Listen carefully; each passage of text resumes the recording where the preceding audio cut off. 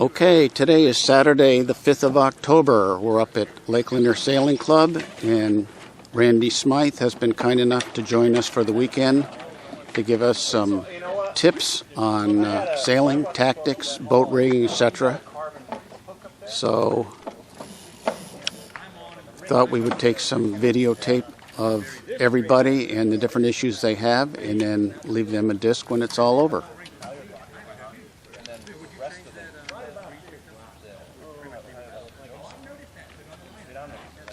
Let's start out, Bailey. This is an upwind setup, and what you want to do is artificially set up for a little more wind than we have here. Yeah. But not high wind. But why don't you set it up your way for how you would go upwind, and then let's take it from there. Sure. So if this was, I'm gonna, like I said, artificially set it up right. So I would have it probably about the third hash of my trampoline. That's the way I look at the rotator. Maybe a little bit less if it's really light. And then I'm going to be sheeting. Downhaul's off now. This will be, so three is my sort of never less than 3 is my thing, right? Because anything less, and it the shape on the sail just doesn't seem to work well. So I just pull at least the wrinkles out, and then in this breeze I probably maybe pull it to 4 or even 5, because the sail gets so full at the top, right? That I can pull it back like that. And then, then I'm probably kind of in that range to start with. And then if I can start to get on the actual sit up here, right, which is really key, because if I'm sitting back here, the stern's dragging a lot. And then I'll hook in on the high ring here, just to be ready.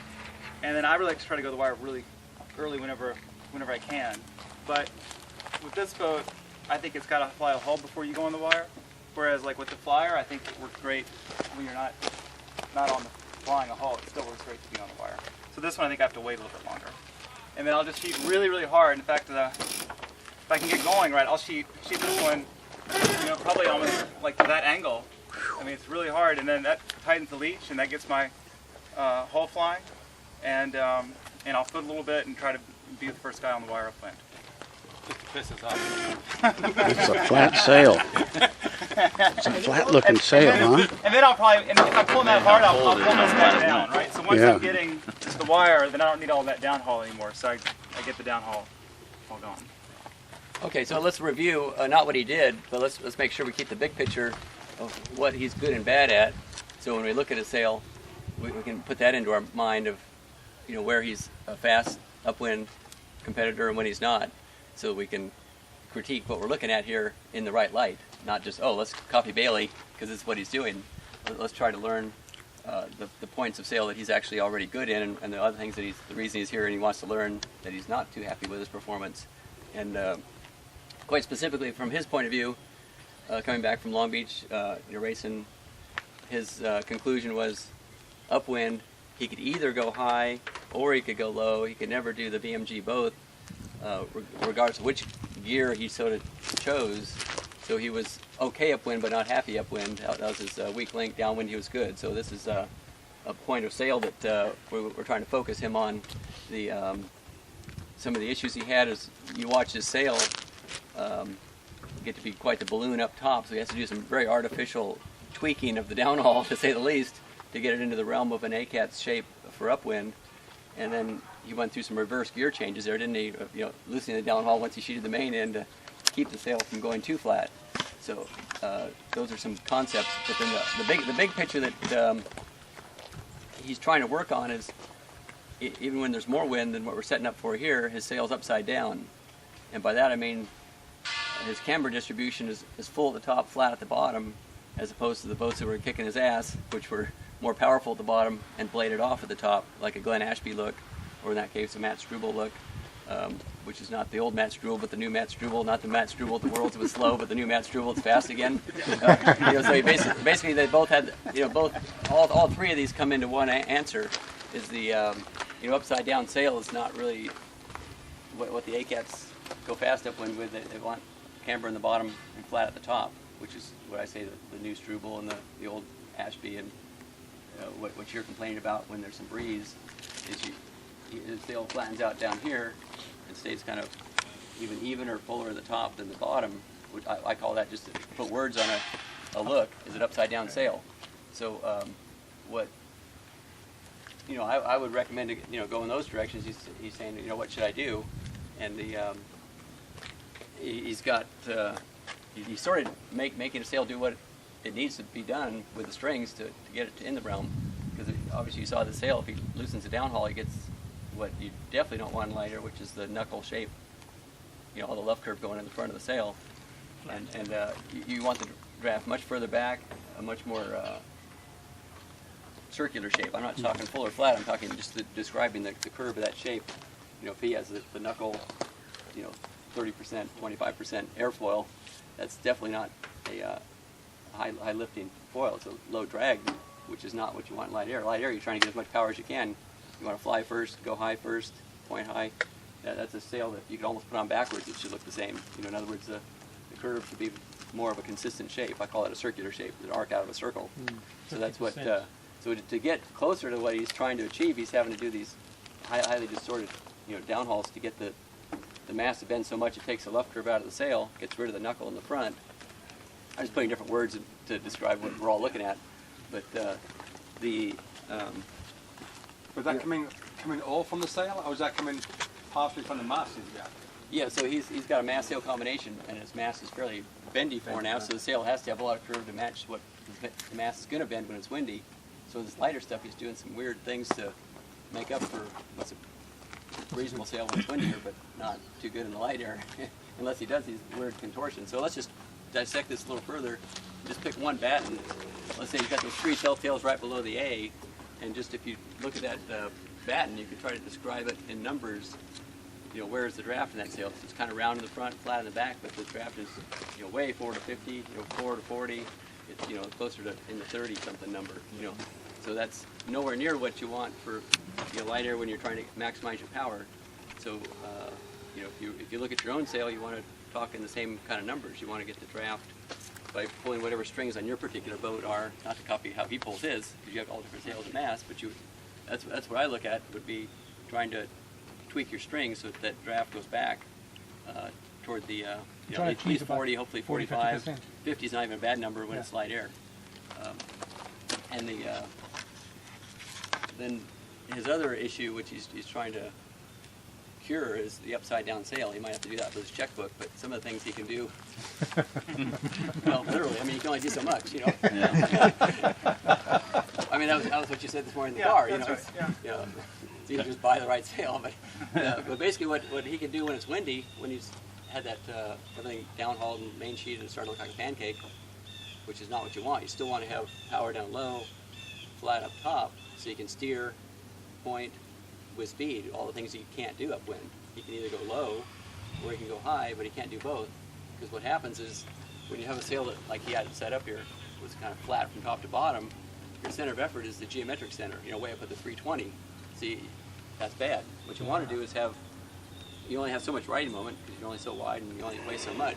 You want to have the same power as your neighbor, but lower down, you won't heel, you can go and you go faster. And having the shape down low, more shape in the bottom, a little bit of return in the leach, a little more camber from the spreaders down, that's what gets you to point. So he'd be a pointer if he had some leach down there, but he doesn't, because it's just a flat line back there.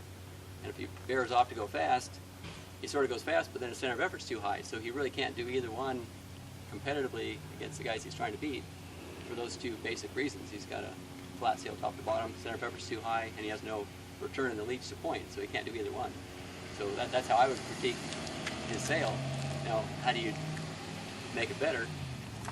All the things that add power in the bottom, all the things that get rid of power in the top. He could get some battens in the top 4 or 5 that were maybe the same stiffness, but definitely less taper, so you don't have the knuckly front, and even maybe a little stiffer would certainly do those things. I think when you downhaul it, the top does go flat. Yeah. So in the high wind, that's not a problem, but I see problems with yours with a knuckle and the lighter stuff because the battens are so flexy in the front. So I would probably go in that direction myself, is get the draft back in the top. So What if you rotate it back a little more? you can rotate back, but then what that does is it stiffens up the top of the rig, makes it fuller when you want it flatter, and it'll flatten the bottom when you want it forward That was my- instead of flatter. that was so my you get rid question. of the mast drag, but you make the sail go even more backwards. You know, this mast is interesting because we sort of played around with rotating it through the range, Yeah, and it almost acts just like a round tube. doesn't know the difference. It Yeah, really, yeah, the way they've done the carbon, it really doesn't matter if it's, right. which is kind of wild. Whereas the traditional mast, it bends off to the sides. Right. What about diamond tension and everything else? I mean, someone who's got So, adjustable tension. so what I would say is, you know, all the things we say are true, which we can't really prove because there's no wind to Yeah. look at a sail and freeze. But what you said and your performance and what we kind of see here, you know, the directions I would go to get more power is, since the rotation doesn't buy you much, is maybe you can pull spreaders more forward.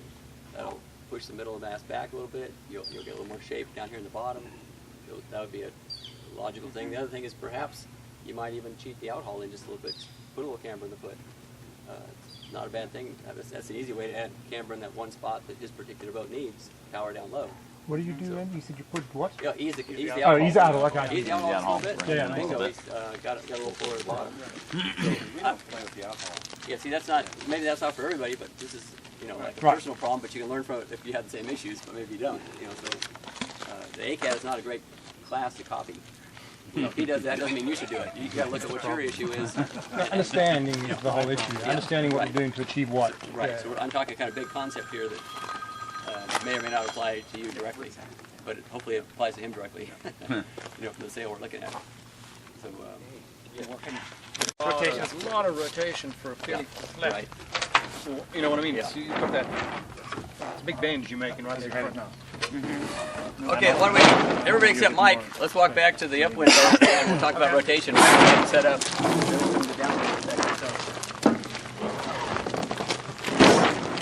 I'm going to stand right in the middle because this is one of those,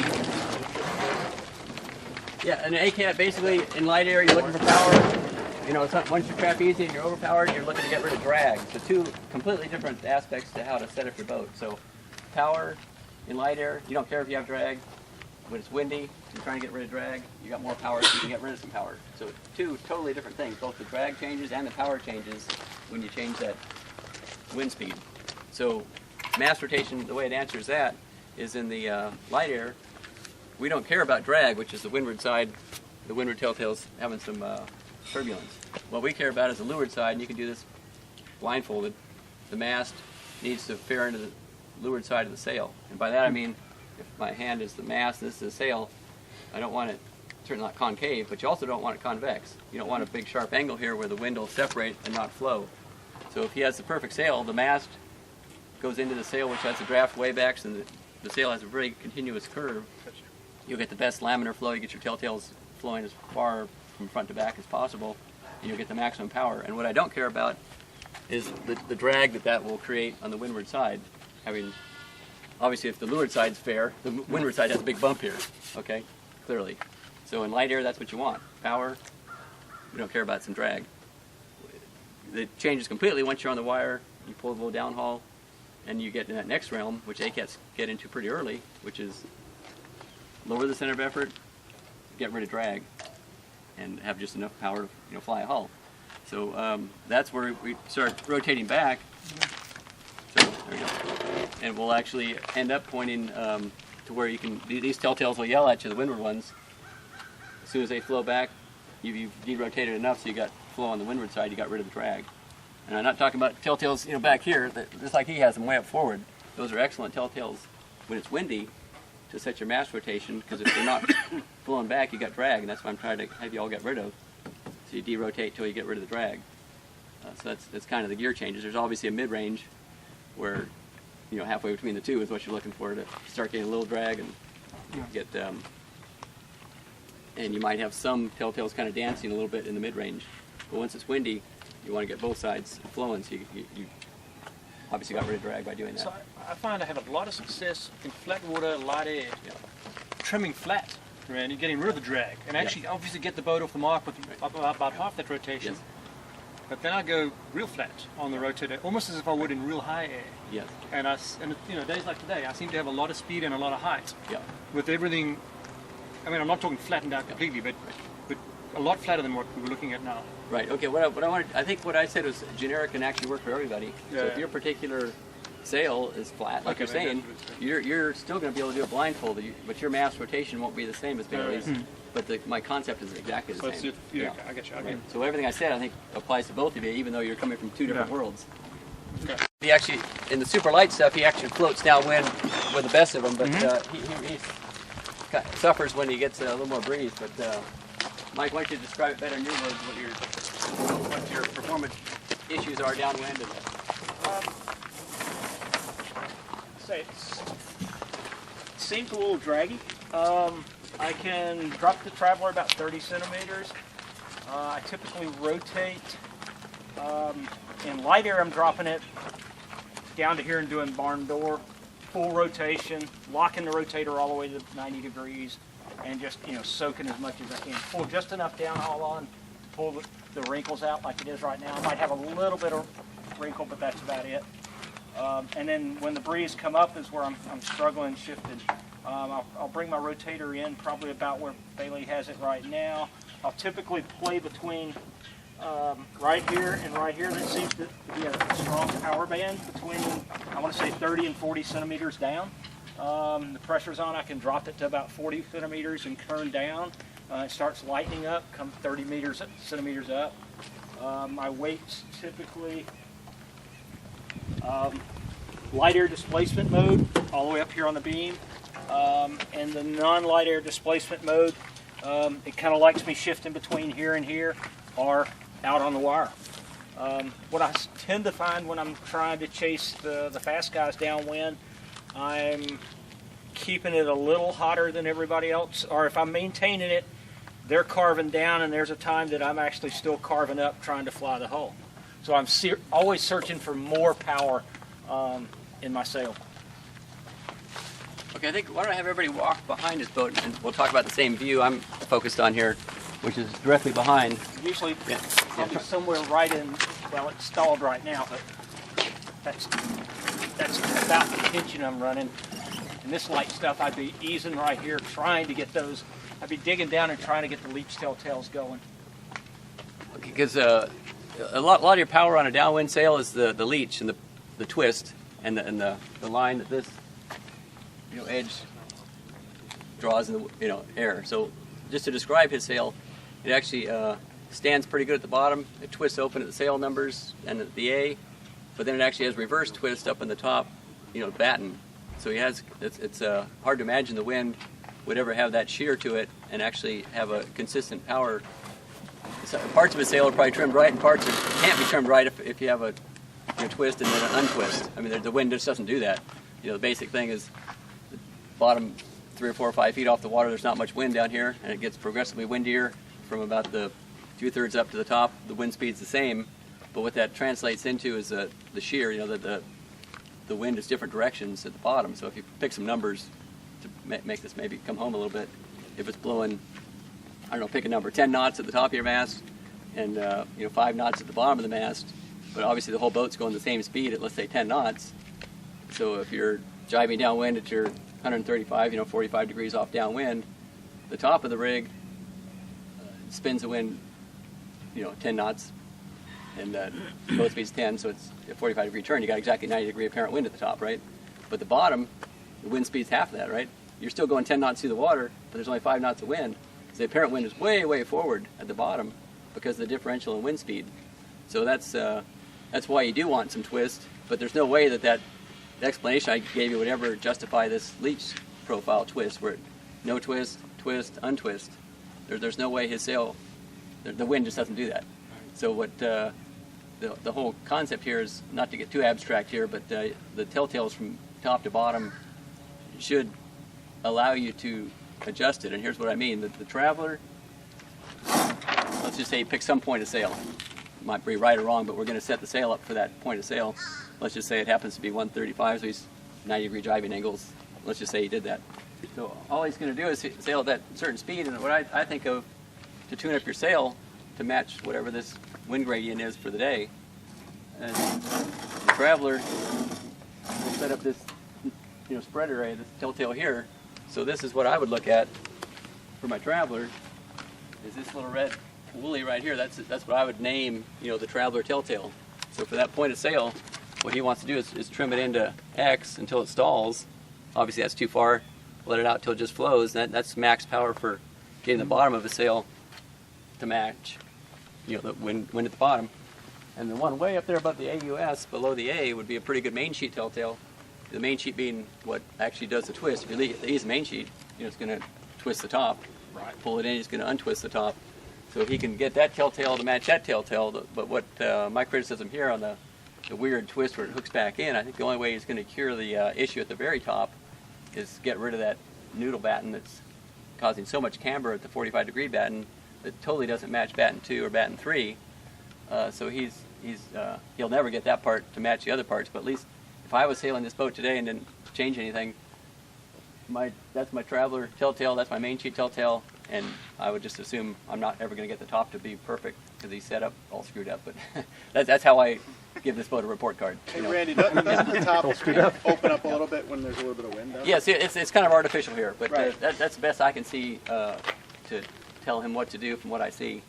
But obviously it's so much easier when you've got 10 knots of wind. Can you add a little downhole and fix that? Yeah, I don't think that's going to happen, but Yeah, I mean, I've got pretty good downhaul. I typically run it at least that. That's my lighter. But, I mean, that's full downhaul there. Yep. It's still. So what's wrong with that? He carried one bomb, but he had another one, which is we already talked about. You do not want a knuckly sail. Right. And when you're trying to get power, you want to arc out of a circle. Like take this batten, for instance. Where's the draft? 20%. That's horrible. That's going to be super slow downwind. So you cured the problem with batten up there, yeah, okay. But the whole rest of the sail now is distorted. So I wouldn't live the way 80% of the sail right and 20% wrong. Now he's got, you know, everything, yeah, right, whatever, 80-20 the other way.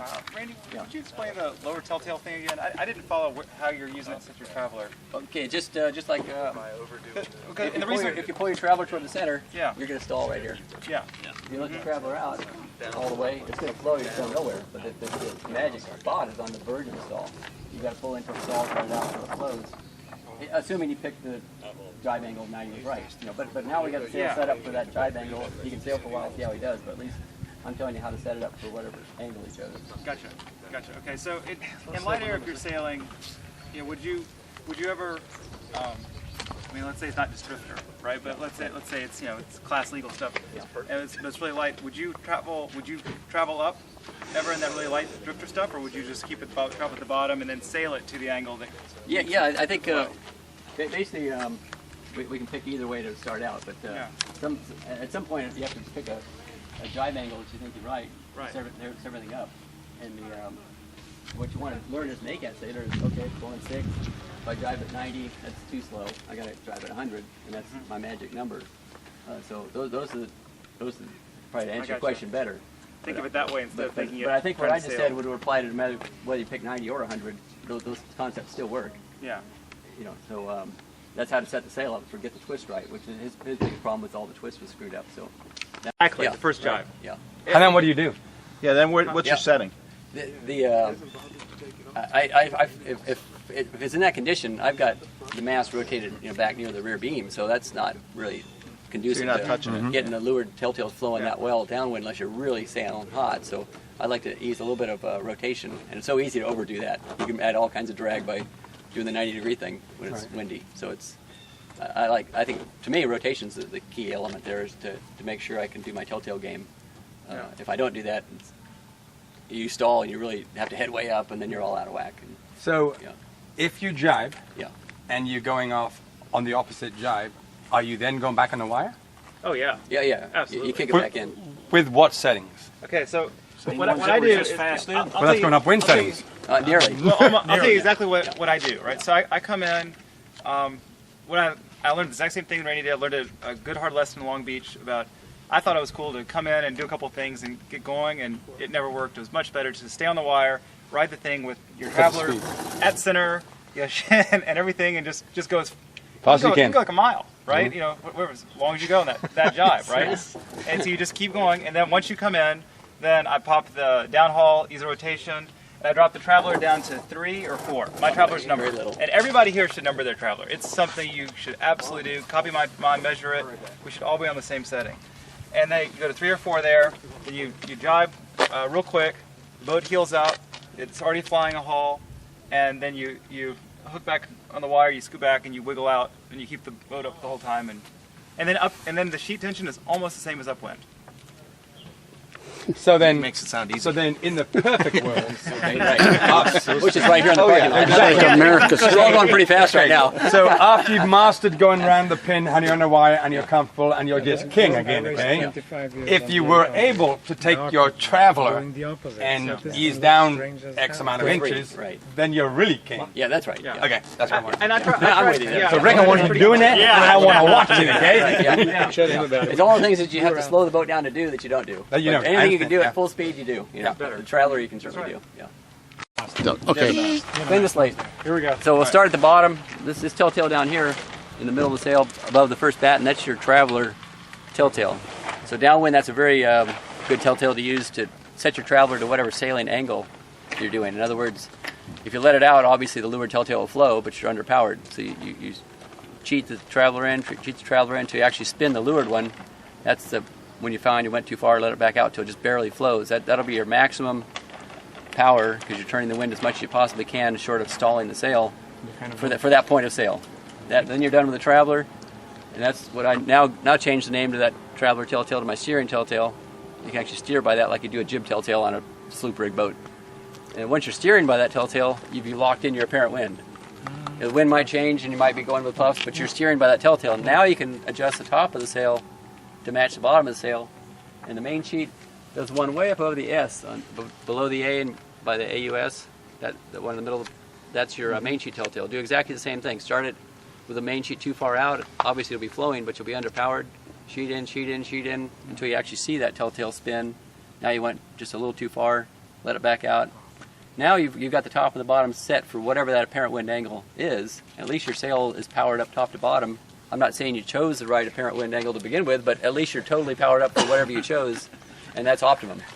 Okay, but and then the other telltale is this one below the spreader, and that's it's more of an upwind, high wind telltale, and that's going to set your mast rotation. So if the windward one's spinning, that's drag. We don't care if it's spinning in light air. A little drag is no big deal. When it gets windy, as soon as we get overpowered, we want to get rid of drag.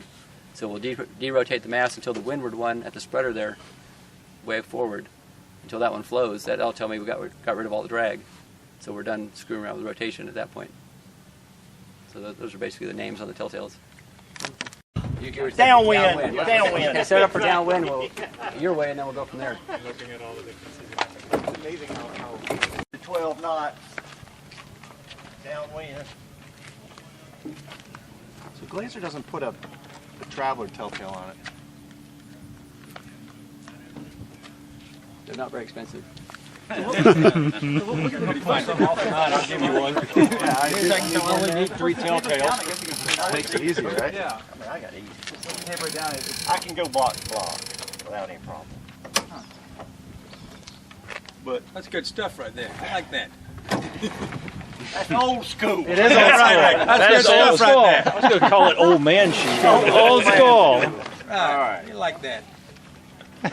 I guess, well, the way I would be now is probably close to there.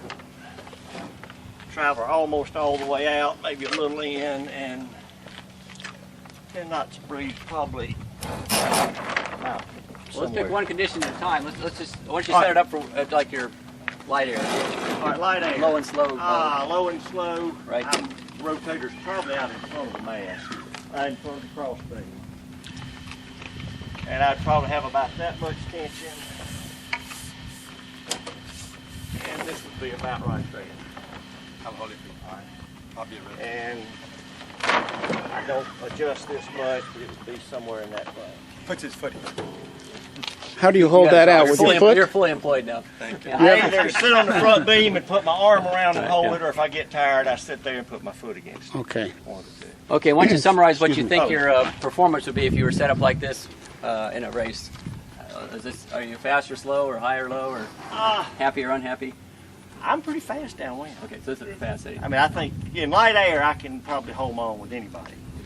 At 190 pounds. So I had 210 pounds. But when it picks up, I'm still at this setting, and that's where I think I'm No losing. gear change, yeah. So I would think Yeah. I'd be about right there. Maybe if it was real light, a little more twist in the sail, but I usually don't go out much further than Right. that with the twist. Okay, I think basically what, back to the basic concepts here, downwind, obviously you're not overpowered. More power, you're going to go faster. But what I'm looking at is if you want to just pick a batten, I'm going to pick one here, which would be above the USA, below the A, that batten right there, and just talk about it. He doesn't have the problems Bailey had with the knuckle and the draft way too far forward. If you look at that one number, it's a reasonable number. But what I don't like at all is just the amount of camber in the sail. It's very flat, and what we're trying to do is take the wind, take it around the mast. By the time it exits the sail, you want to turn that wind a lot. That's how you get power. If you don't do anything with the wind, if you just have a flat sail and you don't turn the wind, you're going nowhere. So basically, what I would do on this is maybe set up all the basic strings, main sheet, rotation, traveler, perhaps where he has it.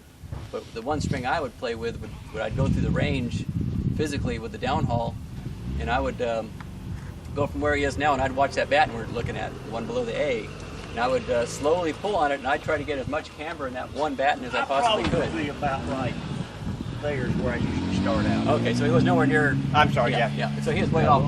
But why don't you go do that again? Grab your red line, the downhaul, and you walk through it yourself. Why don't you look at that batten right below the A and just pull it or loosen it until you get as much camber as you can possibly get. I would keep pulling. Yeah, there you go. And at some point it's going to go flatter, whether it's loose or flatter if it's too tight. The middle is going to be your max power. That's be way too tight. Right, exactly. Right there, right there. And that's what my number. No, don't look at that. That's where I'm looking at. Bottom of number 6 is where I usually start. It's a number. We'll move that tonight. We'll move that tape The downhill's tonight. kind of weird in light air. I pointed out exactly. If it's too loose, the sail gets flat. Too tight, the sail gets flat. Right in the middle, there's a sweet point where you get your max power, and that's what I'd advocate. And I think that's probably what you really do, and I don't think you have to set Well, I up. may be letting it go downwind, not doing that, but I probably need to leave it alone. But anyway, that's what I would look at, is that batten right below the A, and just dick around with your downhauls until you get that powered up as best you can. Thank you. That's Bill's. But the way he sails, he's really an advocate of a lot of rotation, and that's what you definitely have. It was Nigel's point earlier. You have to rotate the mast past the wind speed or wind direction. So if the wind's at 90, you got to rotate beyond 90 to start turning the wind at the front half of the sail, which is the mast. So I like what he's doing there. A lot of rotation in that one, super light air, low and slow condition. I guess what I try to do is try to keep the back telltale flowing all the time, even that close to the mast, is what I steer to downwind. Right. Yeah, that's your traveler telltale. To me, that one's fine, but I would add maybe one or two behind it, and you can get a more accurate flow there. Sometimes when it's too far forward, it can be flowing there, but separated on what I call the traveler telltale a little further back. So I want to make sure I've got flow, not just the mast and the first foot of the sail. I want to make sure I've got some flow farther back. If it's separated at what I call my traveler telltale, which is a little further back, then I head up a little bit. Yeah. So I think with yours, you might be steering wrong part of the time, and the sail still looks right by your telltale. So I think my telltale would get you in a more refined steering angle, for downwind. But now the power, I guess now, to power up, say the wind picks up and I want to fly hull, and I'm still doing this and still doing okay. Okay, that's a whole nother This topic. is where I need instruction on. Right. Yeah. So I'm assuming I've been trying it right about there. And this probably there a little bit tighter. Yeah, I think Bailey's comment is right on. You have no numbers, no way to duplicate. You're just seat of the pants. Well, I'm doing it by the hiking and I think, well, okay, hiking strap, but whatever. I think numbers in more than one position are really crucial, so you can talk intelligently at the end of the day with whoever you're, or even between races or during our clinic here, and duplicate. So if you want to go home and have 2.5 is my magic number and 8 knots of wind. I don't know what it is, but so I would get some numbers on there so you can really dial this baby in. But yeah, let's just say, let's use yours as a starting point. Let's just say hiking strap is this magic spot in the wind you're talking about for downwind. And let's go back and be back in your words of what your performance is in that. I think you say you're kind of inconsistent. You don't know when I find to change myself gears. getting too high and off the course. Right. And I guess I'm not bringing the apparent wind around as I should, and I keep going high longer than I should, and I'm not able to bleed off and do the wild thing or keep it going downwind. Yeah, well, I think my talk so far has been, what you can do, and this little short discussion will be what you can't do. And it's, what you have is the old mast that's bendy sideways, 'cause it's only 2 inches by 5 inches. And what happens is when it bends, you've already got a flat sail like we talked about before, and then if it bends downwind, the leach opens up, right. so you're not getting power up at the top. You can put the traveler and get the bottom with the outhaul, whatever else working, but you're going to have a really hard time getting, without a stiffer side bending mast, you're going to have a hard time getting the top and middle of the sail powered up. So you're going to have to head up more to get some wind flowing over it, and the other guys are got the tighter leach. They can have power at lower sailing angles, and they can smoke you every time. So, I'd say with the equipment you have here, I think you're a bit handicapped. If you want to reduce your handicap, you can either buy a new mast, or you can just throw some carbon on the top of the mast on the two sides, like some of these other guys have done, and it makes it. You can actually copy Bailey's new expensive mast by just putting carbon on your old one. Yeah, but Bill Vining did that. It really. I thought about it. You picked up right away, didn't you, Bill? Yeah, it made a big difference. I can talk to you about that. It made a big difference. And what does it How do? much faster you thought about it, and when you actually did it? You're thinking about it, right? I'm thinking about You're it. thinking about it. That's not getting you there. Randy, what does I that hadn't had time to do it yet. what does that do when you put it on there, Randy? What does that do when you put the carbon on the mast? Well, on the ACAT, we're fighting geometry. The mast is a little wingy mast. It's like 5 inches by only like 2 inches wide. Okay, so it's just the geometry of the mast. It's super noodly sideways and way too stiff fore and aft. So the biggest revolution in the class in terms of mast is not to change the nice airfoil shape of the mast, but to orient the carbon within the mast such that it does what the geometry doesn't allow it to do. It actually bends in the long axis by getting rid of unidirectional fibers in the front and back and having bias in the front and back, and then to get the side-to-side stronger on the little 2-inch dimension, they're throwing more unidirectionals on the sides of the mast. So in essence, Bailey's mast is the perfect solution. It doesn't matter where he rotates, it's the same stiffness. It's like a round mast in bend characteristics, but it's still got the airfoil of a wing mast. So to try to get this old school mast right, he can no question match Bailey's stiff mast side numbers by adding some carbon, and he'll go as fast downwind. What he won't be able to do is go through Bailey's range of shape, from the balloon to the pancake. This one's what I call already too flat, because the mast is not going to bend fore and aft. I don't know how to make a mast bend more. Maybe move the hounds down a few inches, but basically it's going to be a stiff mast fore and aft. That seems to work, though, right? It's a step in the right direction. Yeah, communication goes way down. We'll record what you're doing, but the communication's better on the beach than on the water. So we're going to have 2 motorboats out there. One's a pontoon boat, a platform boat of some sort that's going to be like the race committee. Like I say, my whole theme is when it's shitty like this, we're not going to try to do speed. We're going to do mechanics. Yeah. So that's what the morning's going to be, is do all the stuff that y'all that want to work in mechanics is going to be right in your court. So we're going to set up a starting line, relatively short to approximate a big fleet. We're going to set up a little weather mark. So we're going to do some course racing. But what I like to do is really take the sport and completely dissect it into little pieces. So we're not just doing races all the time. We're really focused on one thing at a time. That way we can video one thing at a time, and you can have feedback of that one thing at a time. And the repetition is how humans learn. And so if you've got some bad habits, the video is going to tell you at lunch to change the habits. I'll try to talk to you, but realistically, I think the video is going to be more powerful than my voice on the water to home in on exactly what each of you are doing right or wrong in the mechanics stage. So specifically, we'll set up real close here so it's not a commute out to the starting line. But let's just start with starts. Okay, so we'll have the boat, the mark, and just do little 3-minute starts. And I think what I like to do is pre-start what I call homework. One might be how to get up to speed for the race course, but we don't care about that today. We're not going to talk about boat speed. So all I want to do is just focus on the homework that relates to getting a good start. And some of those things would be, sail by the line, set your transit, so you can hit the line and know where you are. And I'm going to have a drill. We'll do that first. Then the next thing you're going to do is you're going to really make sure that you're totally dialed into how to stop, bow down without moving, cheat in and accelerate. So those are the skills that it takes to do a good start. The third thing we'll do is boat on boat contact. If you're next to the leeward boat, obviously if you can drive off first, he has to drive off second. You won the start. So it's a 2-boat race, not an 8-boat race. So we're going to have, so that's basically how starting is. And then Mike Krantz, his issue is the 30 seconds after the start. Don't just think you got a good or bad start by your position. You're going to critique yourself 30 seconds later, did you actually have a bow out, clear air condition 30 seconds after the start, and you can talk to yourself about how it all worked out for you. But the drills I'm going to put you through to do those 4 things is number 1, it'd just be like a collector drill. If you're just out there by yourself, you don't need the other 7 people. The first guy out there can start this. We're going to have a relatively long line for this drill. The buoy, flag on the boat.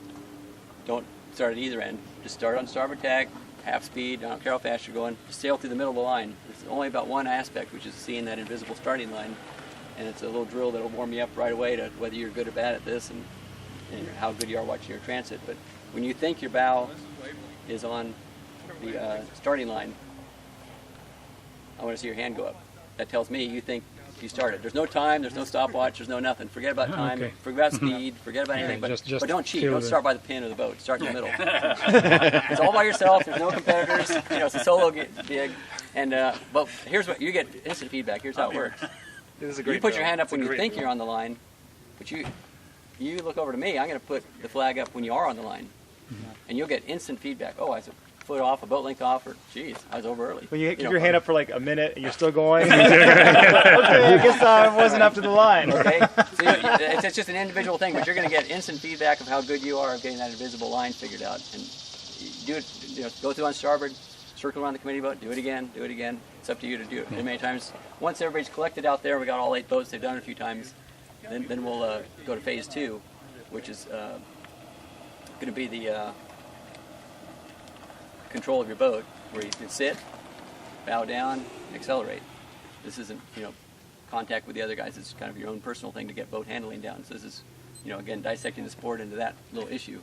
So with that, what I'm going to do is we'll do a little 3-minute sequence, but at 1 minute, I want you to be within 1 boat length of the line. And that's realistic when you get in 100-boat fleet. Sometimes that's where you are. So it's not a joke. So I don't care how you start compared to the other guys. This is all you. How you can sit stationary for as long as you can, and then rotate down without going over the line, and then hit the line with speed. So you got a whole minute to use 1 boat length. So that's hard. Wow. Okay, so that's a huge challenge. So Randy, I remember doing that last year, and it was really hard because there's some speed at which the boat just starts going sideways. Right. Right. And so I'm wondering, can you really go a minute in a boat length? Or do you have to? Because the boat will just start to just go sideways, You're going to do better than you did when you started it. Yeah. I'm not saying we're looking for perfection, but I think it really forces you to do something that's, not natural. Yeah. You wouldn't do by yourself. That's for sure. Yeah. Is your technique to use your sheet or your traveler or both to do that? I try to eliminate how many strings you have to pull to hit the gas, because on a real start, there's 2 of you, and if he hits the gas first, you get rolled. Yeah. You want to have your boat so set up so you just pull 1 string and it goes. So sheet. So sheet. Yeah. Okay. Feet, paddle backwards. Yeah, right. Yeah. Whatever it takes. Right. Could put your life jacket in there. That got wet. So that's drill 2. So drill 1 was the hand drop. Drill 2 is the sit for a minute, drive and start. Okay. Then the third one is where, more adversarial, where you're trying to beat your partner. And if you have 8 boats, the line will be shorter now. All you're focused on is the guy to windward of you. You want to get a better start than that 1 boat, and you'll probably get a reasonable start. So it's you hold him. If you're a lured boat, you drive off first, you're going to smoke him. If he's better at holding, you're going sideways, let's say, Nigel's going to get a boat length there, he's going to come down and roll you. So you're really, these are like small little infantry things of just you against your neighbor, is what this is all about. So it's, again, boat handling is all we're talking about. And then number 4, we put it all together, and you don't have to do this 1 minute sit, you don't have to do adversarial, you do good starts, and you critique yourself on the 30 seconds later. So those are the 4 starting things we're going to do. I'm sorry, say the So fourth hand one. drop. Hand drop's the first one. Yeah. Hand drop, then The second one's a 1 minute. You got to sit there for a minute all by yourself. You don't care about tactics so much, and hit it. Are you going to put a flag up in a minute? Oh, we're going to do 3-minute starts Okay. for that one, for the number 2, 3, and 4. The first one, there's no flags. Just when you hit the line, you'll see my flag go up. It's not a 3-minute start. You're just a collector drill. Just do it on your own. That's number 2. Number 3 is the adversarial. You're just taking out your neighbor. Get a better start. So the goal is just take the guy out. If you get a better start, you won the drill. Okay. So it's all boat but handling. your windward neighbor or your leeward neighbor? Yeah, if you're trying to take your windward neighbor up. Okay. You got other guys. who Everybody might not around like, you won't have that many friends. But then Yeah. number 4 is more conventional. We put it all together, and we just Okay. do a 3-minute start, and that's when you critique yourself 30 seconds after the start. How'd you really do? So hopefully some of these skills are a little bit unusual, but you'll get your boat handling down. It's kind of a warm-up drill. So those are the 4 things, and I think. So we're going to sail all the way up to the mark on the 4th one then? Yeah. So I think we're going to do races at some other. Okay. time. All right. Yeah. So all you're going to see is the buoy, Just to the start. boat, Okay. and the video camera will be in your face all the time to kind of watch things. But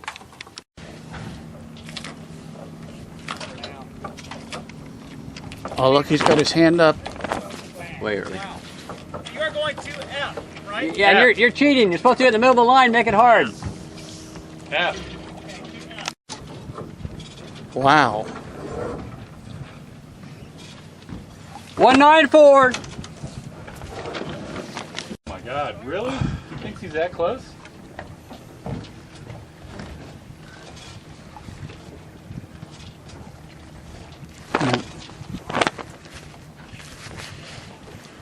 You're giving a whole bunch of boat lengths there. Yeah.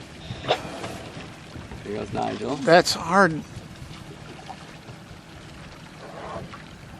341. Did he have his hand raised? I didn't Early. see. He's about a boat length and a half. Boat length early. Yeah, he's like 2. Yep. Okay. We'll go from long race course or long start to short pretty soon. Perfect. Everybody do this a few times first. He's pretty good. 281 for the day.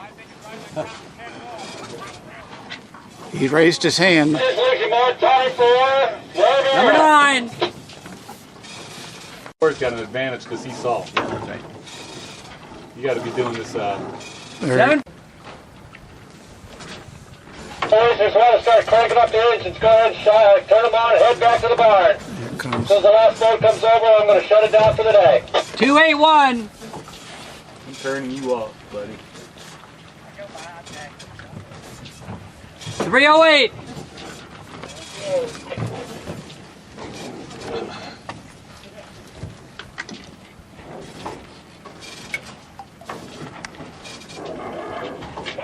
Mark one. This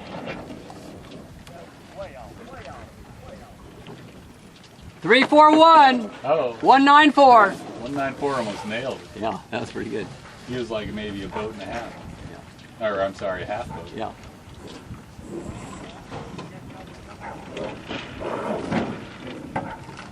Look, he's got his hand raised. Nailed it. He's saying that he's over. 320.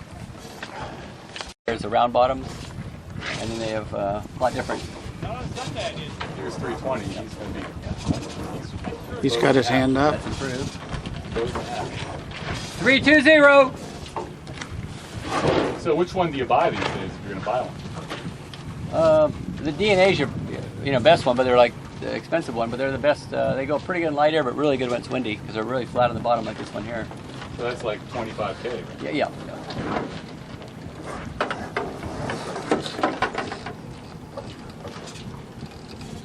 Yeah, that's a car. Oh, he's pretty 281. close. Huh? Rick was pretty close. Yeah, that's really good. Yeah. They're getting better as they do this. Number 9 here. Oh, no way. That's what, at least 3 boat lengths off, right? Yeah, he's at least. And my angle's worse than yours. You're on the line. Right. 9.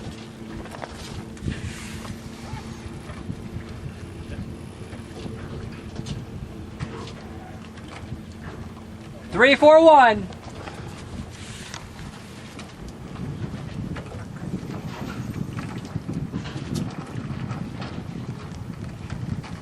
Seven, 4.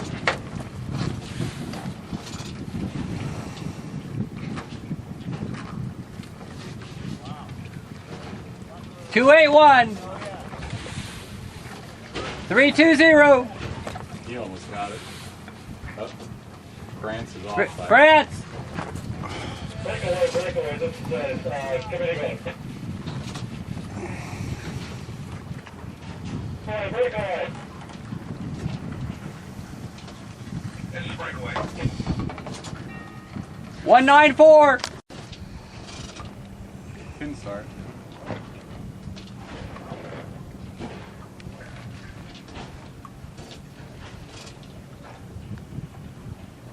Three, 4, 1.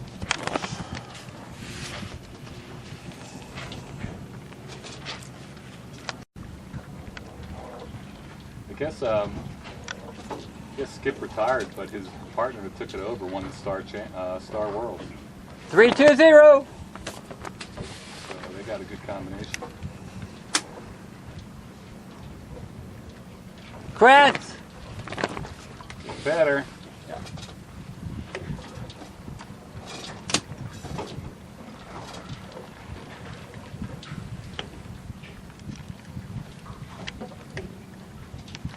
Okay, we're just about ready to raise the anchor, so we're almost done with this drill. Then I'll do one more, and then we'll set a short start. A shorter start? Yeah, about half of this.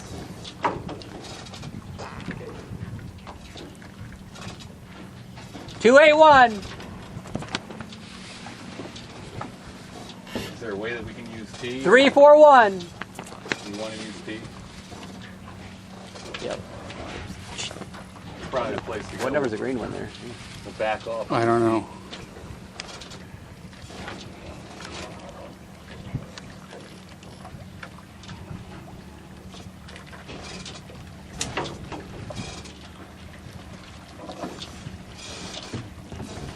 One 194. 320.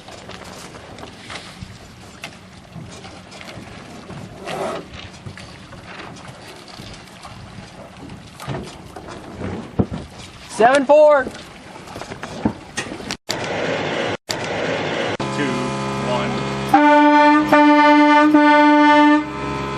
Wow, why did I not get 3 minutes.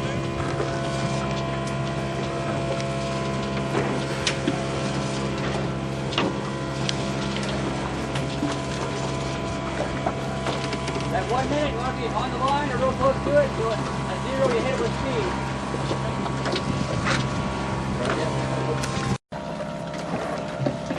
Give me a countdown. 10, 9, 8, 7, 6, 5, 4, 3, 2, 1.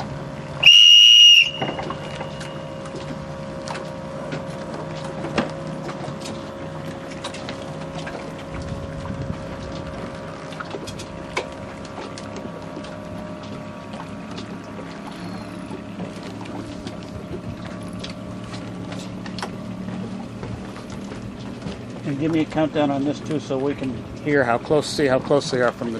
Okay. Do the 10s. Coming up to 30. 30. Boat's going to be over. 181 over. 20.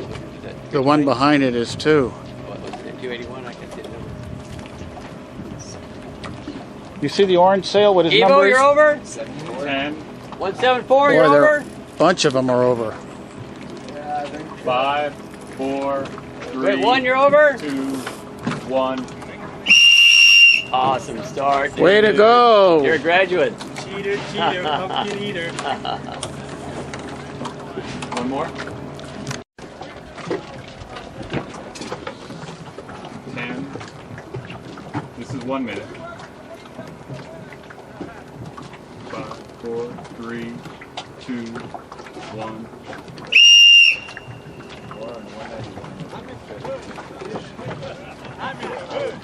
Exactly. Should be able to put his bow down, hit it with speed.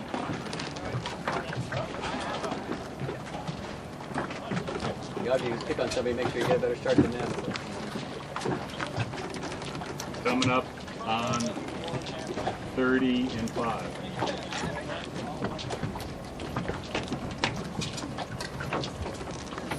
30 seconds.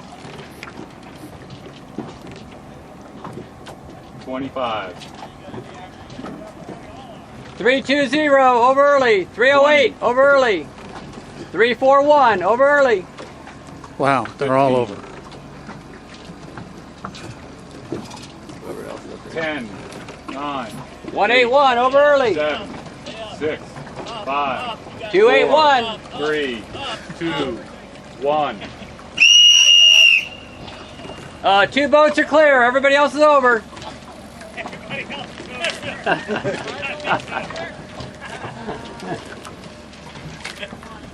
right, we'll do another. Better work. Another. Next whistle will be 1 minute. 10, 8, 7, 6, 5, 4, 3, 2, 1.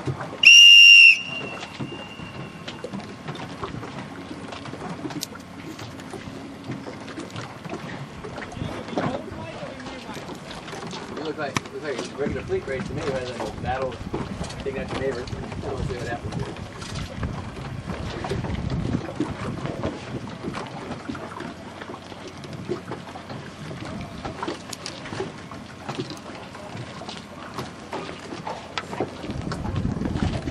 seconds.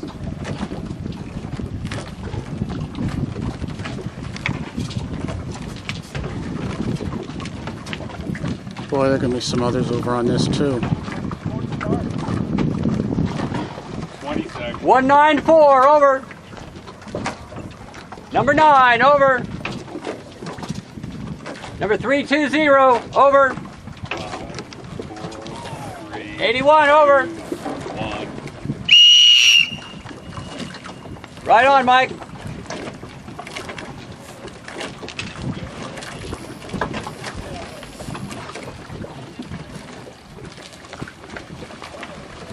One more time. Nope, that's the end of that. We're getting ready for a regular start, and they'll be holding their course for 30 seconds afterwards to see how they did. So a lot of this fleet is starting at the wrong end. They don't realize the pin end's highly favored, but they're starting using up the whole starting line, which is a mistake. Even a good start down here is going to be 3 boat lengths late compared to the guys at the pin end. Absolutely. Pin end is major favorite by 5. couple degrees. Yeah. 5. 5 boat lengths maybe. Well, it's coming back. Look, it's coming back. Yep.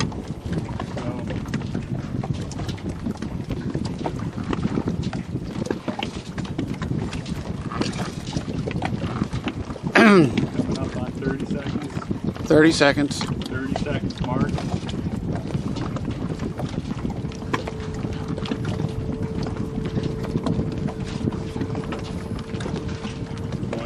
20. 10.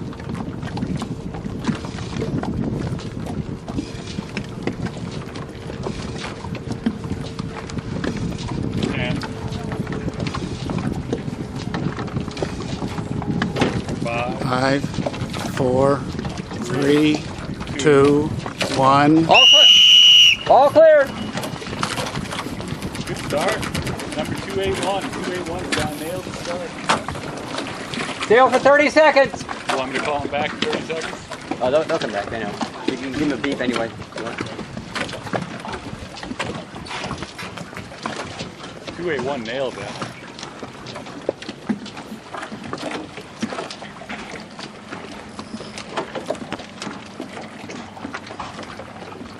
Seconds.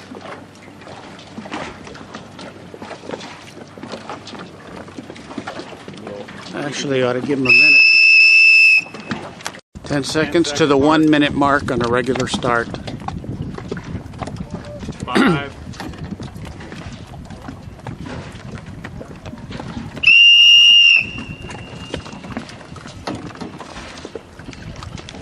1 minute.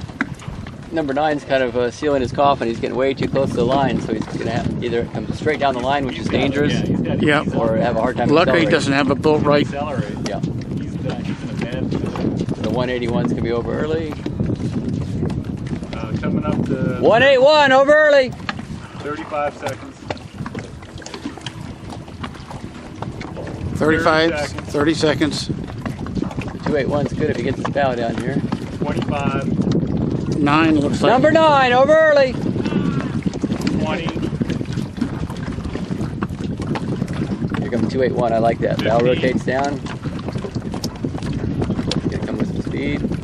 10. Nigel's really slow, having a pinch. See what happens here. Whoop. 5. 281 over. 181 was over. Go for 30 seconds. 281 was over. Yes.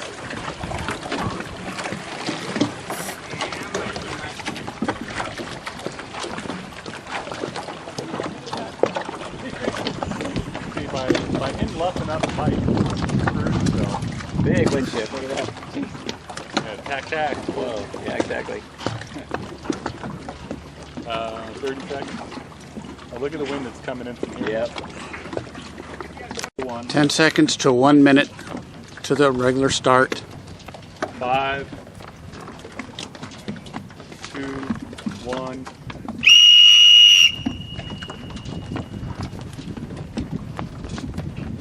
That's kind of unusual. Well, they're all. Actually, the pin is still a little bit favored right now, but not that much. Actually, no.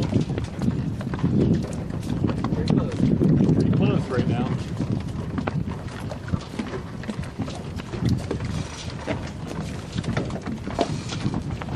So 30 seconds. This race we have potential for a lot of good starts. They're hanging back about the right amount so they can accelerate this line with speed. Some of the other lines have been way too close to the line to actually get any speed. See what happens though. 15 seconds. 10 seconds. Get going, guys. 5 seconds.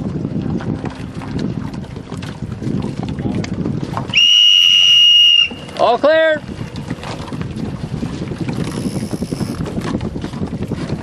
The weight floors too. So take a look at Nigel's telltales. It's all stalled there at the top. There's no way to accelerate off the line, Nigel. Watch the telltales, Nigel. 100% stall.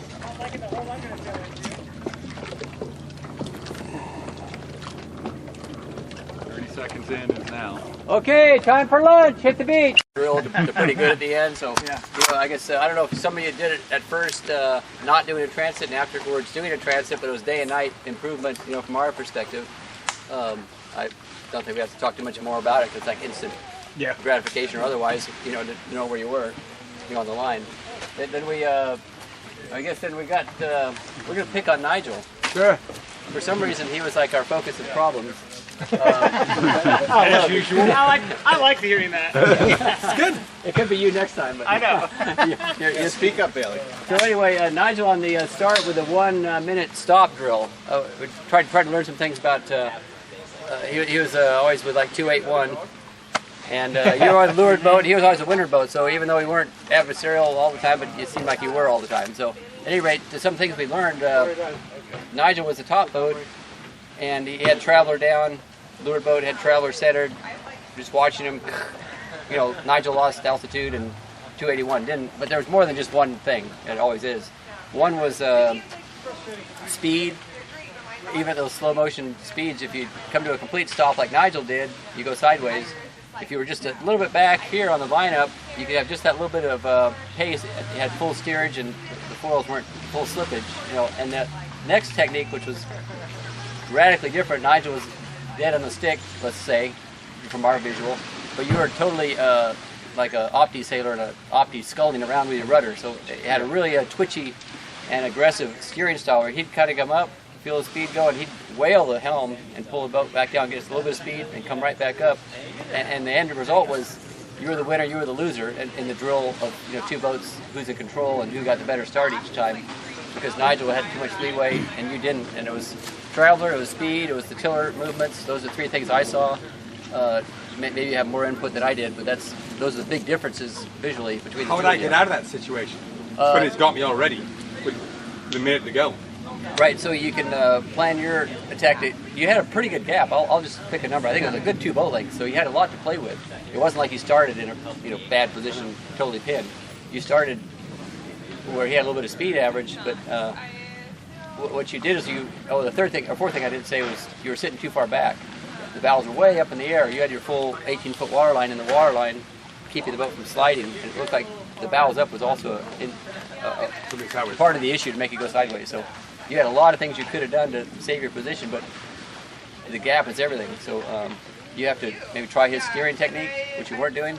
You could have tried the Traveler up technique, which you weren't doing. You could have tried the keeping a little bit of speed, and it's okay to stop and then come back down, but if you just stop the whole time, you're going to go sideways. So the start-stop portion is what he had over you. And we're talking about real slow motion controlled boat, but when one boat never gets the foils working, it's going to stay stalled. You have to get them flowing so you stop leeway, then you can maybe stop again. But be stalled the whole time was deadly. So those are the big things between the two of you I saw. Yeah. Maybe you could describe what you do steering-wise, just so it's not my words but yours of how you're doing that. Well, mainly I'm just trying to make sure he doesn't get in front of me and nobody gets below me. So as I feel like I'm going forward too fast, I'll almost try to head downwind or whatever. And then I know when I throw it back over, it's like putting on the brakes and the boat stops almost. And that's, as long as I got enough room, I'm not a very good boat end starter. I generally get a better start if I can work down the line. Yeah. No, that's great boat control. So, let's see, the take out your neighbor drill was the other one where we had the best start. I mean, just to say the obvious, is I think you actually all kind of started to give up on that. You start out following the directions of the drill, and after a while you realize what really works in the real world is like to not get in conflict with your neighbor and get a much better start. So I say on board, I was going, look, it looks like it's a regular fleet start to me. I don't think they're really listening to me anymore, which is fine, because you know that's kind of the lessons to learn, is that it doesn't work to be an adversarial to your neighbor. If you don't have neighbors, you get a good start. You know, so I saw the whole fleet use the whole line after that, after the first one or two. So that actually is a good lesson. Don't listen to me and just do it the right way. Anyway, then we went down to the regular starts, and number 9. Let's see. You were dangerous in the fact that you would quite often get too close to the line, and your technique was not boat handling, but suicide run straight down the line, reaching, which in no wind is bad, and more wind is really suicide. I thought I had that. So, anyways, it's just a bad thing to end up being so close to the line that you have to come running down the line. You pretty much threw your cards on the table, and anybody in the fleet can take you out. And there's no way to put brakes on any catamaran when you're reaching down the line. You go slower or super fast, but you can't. There's no way to ever stop. You know, so that's a bad habit. So start back farther from the line. Okay, some of those regular starts were not a critique on how to get to the line, but how you did the next 30 seconds, obviously. And again, you happen to be the good boy. It could change later this afternoon, but what It probably will. and I'm going to compare you to Nigel because it's day and night. I love this if there's only a trophy involved. We haven't got any marks yet. So anyway, what we were watching was Telltales, and after the start, you were really conscious about keeping the main actually open, so full flow on the leeward side. It was really visible to us because we're on the leeward end of the start. So you had full flow, and you had the sheet ease a little bit, and you were really a bow down guy, and you got speed first before you tried to go up. You know, Bailey, you're probably one of the worst. Nigel's second worst. Yeah, okay, we're both the same. Come on. So Nigel's different than you and your bad habit, but your bad habit was you never get the speed and then come up. You just start in pinch mode, and you're like, whatever, you know, you're never going to get going. And Nigel, your problem was you went bow down, but you didn't ease the sheets. So all your telltales in the video is going to show tonight were just totally dead nut stopped from top to bottom. It's like, you don't have a chance. So you both had bad habits, opposites. You did the right thing, bow down and ease, and get your speed, and then come up. So anyway, that was kind of dramatic, whatever. So the other thing is, just a philosophy or whatever, just a little tidbit here for starting. If you start with 0 speed, you end up like Nigel with 0 control. If you come up to the line in the normal world at what I call half speed, you have both control over your speed, because you can obviously speed up or slow down, but you also have control over your steering. So that's kind of my advocate, is if you could always set yourself up to not be so close to the line, put your back a bit, and you do a half speed start, that's a good percentage move to get a lot of good starts in a regatta. The most difficult start is a 100% start, which a lot of us were there, and a lot of people watched it. You're hitting the line at 40 knots on an AC-72 is the most difficult start on Earth. And that's hard. And they were getting within one race, the Kiwis were 2 inches. Most of them like less than a half a boat length off on the line. To me, that's the most difficult start in the world, is to hit the line with speed. So, you know, I'm kind of not giving an easy start, but a more percentage move start of the half speed start is what I think we should keep kind of in the back of your mind, is what your goal is, as opposed to a glory 100% start, and certainly not get too early and have to do a 0 speed start. Anyway, that was kind of the starting thing, but I think we made the most of the wind. It kind of pretty much shut off before the end there. So we've got a fingers crossed for the afternoon to start over. But if you guys have any feedback, questions for the group, it's a good time to ask a question while it's still fresh in your mind. Otherwise, we'll cut for lunch. One is a wind, number 2 is mechanics on board on the beach. So the wind will be just a chalk talk here, and then we'll graduate to going down to the boat. We'll do a jibe and attack, but I think it's real crucial to get through the actual movements on the boat in real time on the beach, which is, I think, a lot better way of showing how to attack and jibe than trying to talk on the water or even draw pictures of it. So we'll actually do on board, how you do your main sheet and all your gizmos on attacking your jibe. But it's like what I see a lot of times in like Lake Hartwell and lakes in general, but anywhere around the planet there's kind of puffy winds. What happens is, I'm kind of talking about wind here, is that when you look out the lake and you see a puff, it's not just a place of increased velocity, obviously, with dark water, but it quite often is a puff from a higher altitude that's kind of coming down and hitting the water and kind of spreading out. It dissipates into the the wind around it. So if it's an 8-knot puff and 5 knots on the water, it's that 3 knots difference is turning into the 6 knots or whatever it's going to be. But by doing that, it comes in 2 forms. One is the increase, but then each of these little fingers of the puff is a little arrow of wind direction too, as it kind of goes out, just like the fingers on a hand. And that's just a little mental picture to kind of visualize what a puff of wind looks like, and then we'll take it from there. Once we accept that's the shape of a typical puff, now what we'll do is attack that puff, the fingers of the hand, upwind and downwind, and figure out how to exploit that puff to the best of your ability on the race course. So if you're going up the course, what your goal is going to be is head for the middle finger. If you're planning ahead, it's like connecting the dots is how I think about it. Go to this puff and that puff, and you attack at this position here so that you will hit the middle finger. So that's how you orient your tactics to take advantage of each puff. The beauty of the middle finger is obviously, even if you have your eyes closed, what you're going to hit first is an increase in wind with the same direction. As you sail around to the next finger, then the thumb, you get lifted and the lift. If you come in on the baby finger, okay, you get a puff, but you get headed. So the optimal way to play the hand upwind is to hit the middle of it, and you get increase in wind and a lift. As you're coming out of this side, you're looking up the lake, you connect the dot, with the next hand and figure out how to get to that middle finger again. So, upwind, it's when in doubt, just head for the middle finger. So whatever. I mean, something. I usually get this, and I get the middle finger. Yeah. Yeah. Okay. Well. Yeah.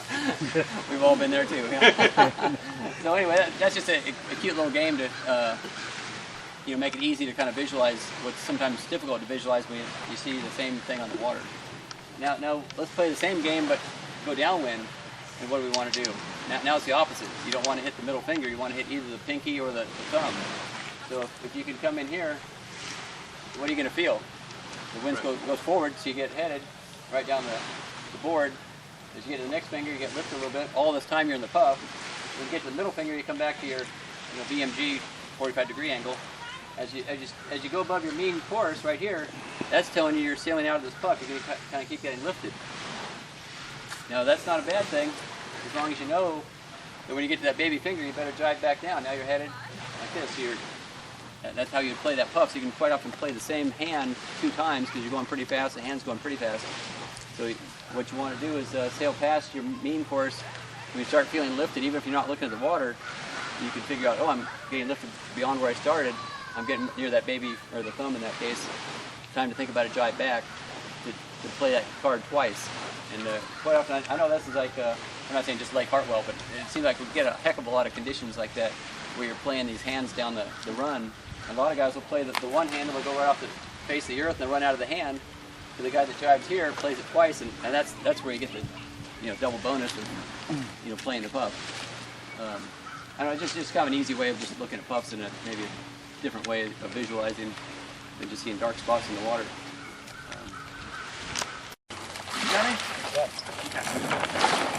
Okay. So here I am. So then I would go, and the beauty is how late do you wait to hang out here? Then that's, I think, like we were talking last night, that I think is going to be the big innovation in the ACAT for a while, is if guys get really good at that. Because none of us are good at it now, right? We all come in with it folds flat. But, if you go, I've seen Mike do it a couple of times, where Mike, you've rolled it from the wire pretty much. I'll come off try not to come lighter, try not to come off the wire or off the side so exactly. Come through and across. Yeah.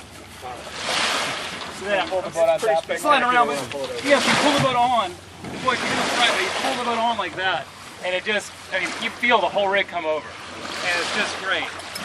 So then you get that off, and so by now you're kind of watching here. You should be pretty much through the path. And so then I go like this. Kind of hard to do here, but go around.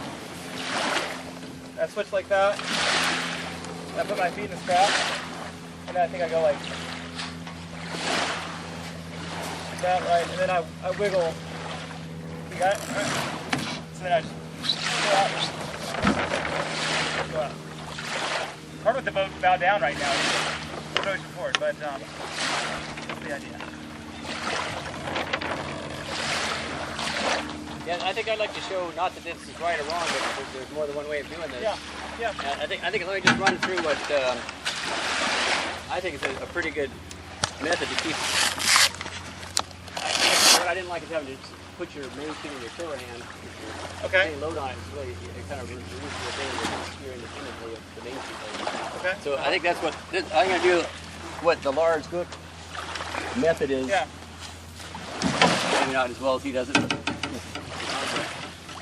think he actually takes the main sheet and he calls that the Lars main sheet cleat. And with that, he's not gripping the line, he's wrapping it around, it stays there. And he's holding the trapeze handle and the main sheet's still gripped. And that way his backhand is always tiller.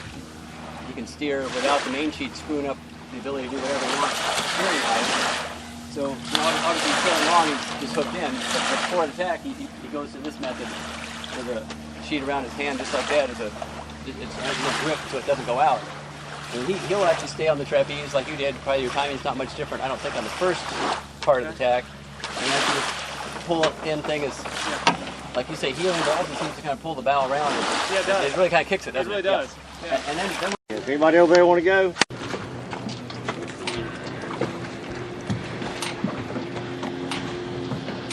It's a tacking drill coming up. That's your start. I'm going behind you.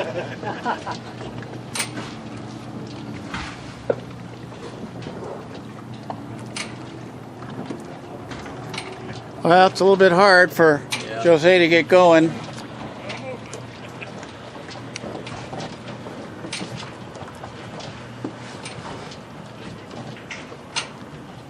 Very little wind right now.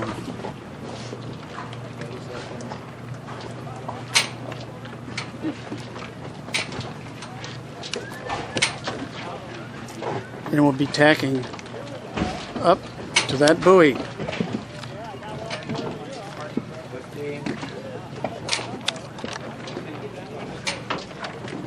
We're going to get a cluster of boats here.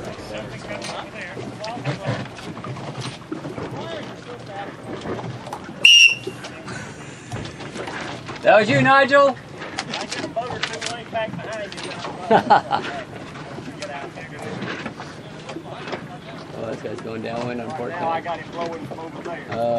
180 wind. Look at the wind. Yeah, we're in a little bit of a... Can I put up that postponement flag? The steering telltale. These are all kind of our downwind aids, and the concept being that we pick our steering direction or VMG, whatever it is. We set our traveler, and once it's set for that apparent wind angle, then we can steer by it. Whereby now we can graduate and get the top of the sail to match the bottom by adjusting the main sheet.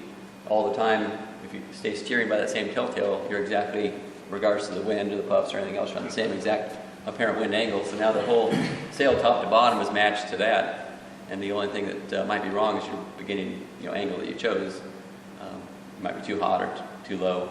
But at least this concept will work no matter what angle you choose to get the entire sail working together. And if you have it right, when you're sailing in a straight line, if you just go down 5 degrees, not only will this one stall, but theoretically, the main sheet would be trimmed at the same, so everything stalls. So it's a very twitchy rig in that if you do go too low, that's a huge red flag. So if you see this start to twitch, push pretty hard on the helm and heat it back up, because your entire sail's trimmed in unison, so there's no mushy part. Which one's the Traveler one?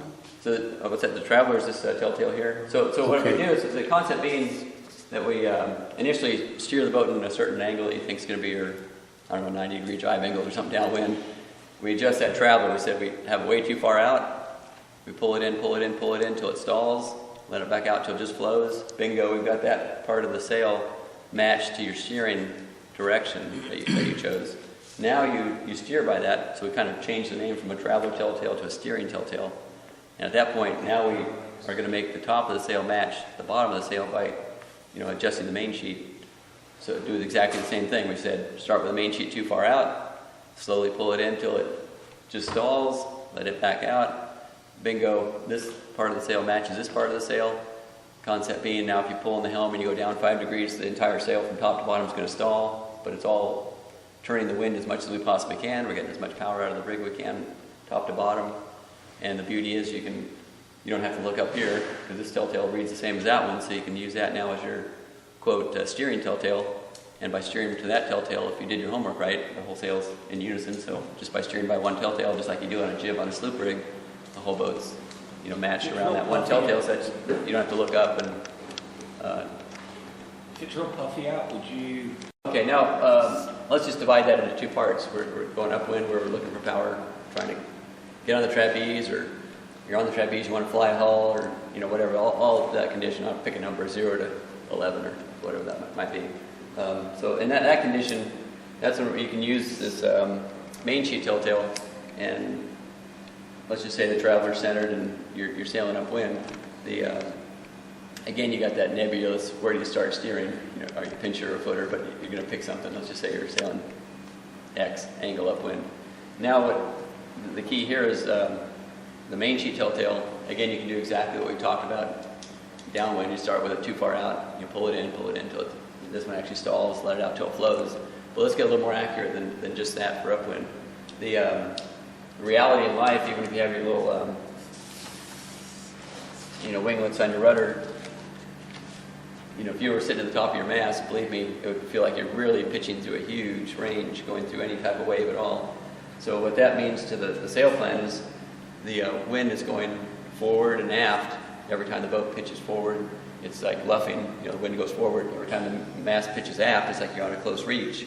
So the wind direction at the top of your mast changes drastically every little movement, even though the boat feels like it's like this. Up there it's like that, okay? So just to get the basics across. So this telltale is that whole top of the sail has to have a little wider range of flow. So what I just use the number 80%. And of course, if it was a perfect world where you had no waves and wind, it was totally steady, you could obviously set that at 100%, which to define what I mean by that, you have it so it flows all the time, but if you head it down 2 degrees for your proper steering angle, it would stall. So in other words, it is on the verge of a stall, but it's flowing 100% of the time. But the reality is this is probably a more realistic number, and there's some times where 60% is, all you're going to get because there's leftover chop and there's more waves than wind. So I set the main sheet for about an 80% flow. So if I look up at that telltale, I estimate how much of the time it's flowing back and how much time it's spinning around is 80% flow, 20% spin. And that usually is your max power to get as much power out of your sail on average through the waves. So that's what I'm looking for, is about 80. If it's 100, I'm suspicious, because it'll be 100 if it'll have the sail too far out. Okay, so that's why I really don't like even write that on the board, because it's a theoretical thing that in the real world it probably means you're eased out too far. And it's so easy to sail any boat, multi-hull special, where you think the main sheet's pretty tight, but you're nowhere near max power until you get it down to 80%. So it's it's the stalling part of the time. Are we talking windward or leeward telltale we're looking at here? Oh, this is only the main sheet. This the leeward telltale, not the leeward again. Leeward. Everything's leeward. Yeah, the stall, no stall is going to be the leeward. In this condition, by the way, when you're running 80% flow, 20% stall, these little leech telltales. Let me just draw a little cross section. So if your mast is here, and your sail is an extension off of that, and there's your main sheet telltale, and there's your little telltale on the leech. what happens is that the wind is coming around here. Obviously, it's attach flow, attach flow, attach flow, and here it's 20% of the time stalled, 80% flow. But from here back, it's actually going to start separating. So if you try to trim to these telltales, these little leech telltales, you're not going to follow the max power setting whatsoever. Your main sheet's going to be too far out. They'll look great. All the telltales are flowing, but you haven't got what I call your max power setting, which is what we're talking about in this wind speed. So that's why this is really the only telltale you need to look at for your main sheet. Definitely, if those are spinning around, that's actually a good thing because it means your main sheet's probably right. That's different than probably some advice you get from some people, which will maybe be different.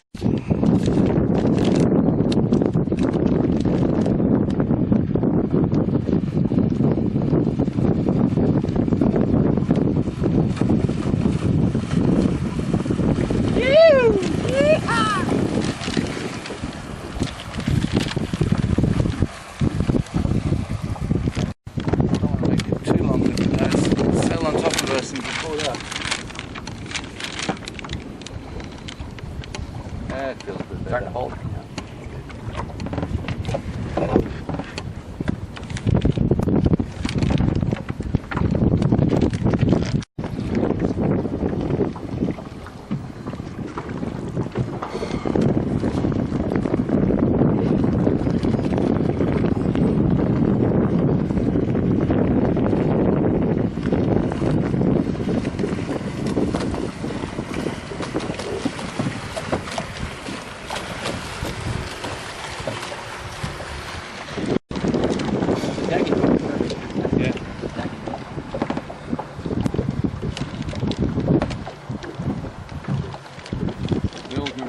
So the third pairing might be screwed up. He's still playing with his battens. Start without him.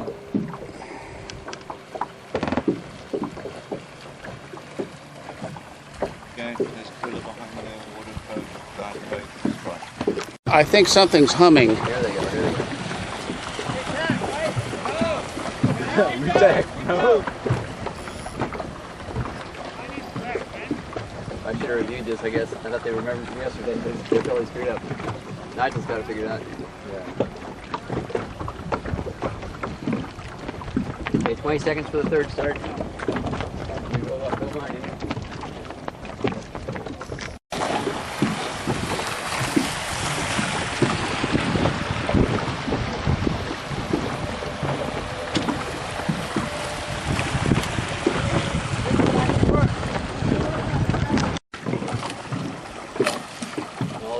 Stalled? That is normal work. I think he was stalling on purpose.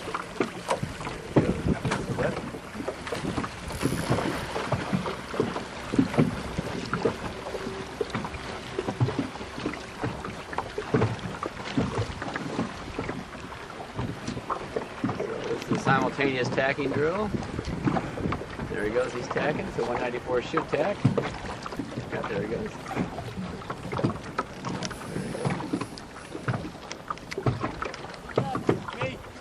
No semblance of a roll tack yet, but reasonable tacks on traditional basis. So clearly 194 is way ahead of 281. Simultaneous tack. Go 194 tack. Yep. He's more looking. Always a little delay, but huge difference in speed. Oh, shit.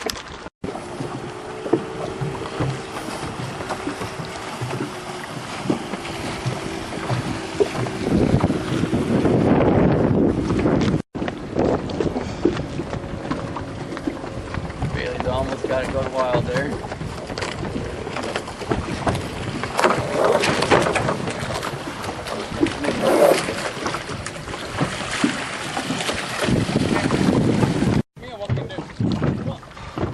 have no idea what we're going up or down? We're doing one more down then lunch. Alright. Who am I calling? I forgot.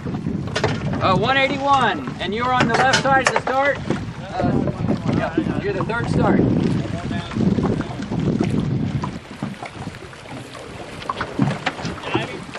What? That's the last one, gybing drill, right? Then lunch.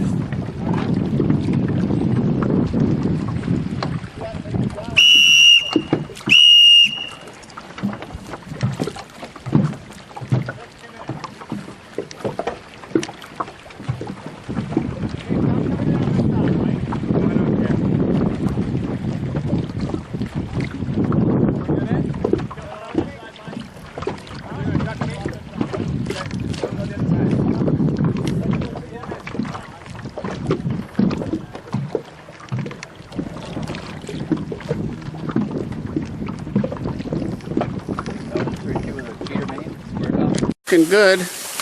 We're recording. Oh, South African piri here. Oh, wow, very good. For the troops. Good job, thank you. That does look awesome. What do you marinate that in? Well, I've got the chef here. Deb, what do you marinate that in? If I told you, I'd have to kill you. Oh yeah, well you could tell the camera, couldn't you? Basically what's in there? No, it's a special secret. It's a spicy peri sauce. Very cool. South African. Very good. Oh, South Africa. Ended up on almost a beam reach. So there's a super sharp turn and a real overturn. Okay. So all of this was like killing speed. This is what I'm trying to do: have you sail this part, and turn this part without losing speed, and oversteer a little bit, and then build your speed back, back half of the question mark, so you don't come out of there. I mean, sometimes those telltales on your four-stage shrouds are like dead straight down, coming out of the jibe. That's how bad it was. Another no sail can work in that. So all that was because of this. You gotta keep some speed to have some apparent wind to get so your telltales have a chance of kicking back in. Okay.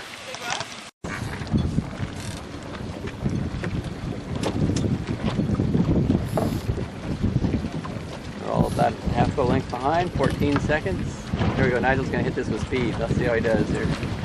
Ooh, they're gonna be over. Early. 7. All right, Nigel, where are your brakes? Oh, okay. My watch is off. Sorry. There we go. Sweet.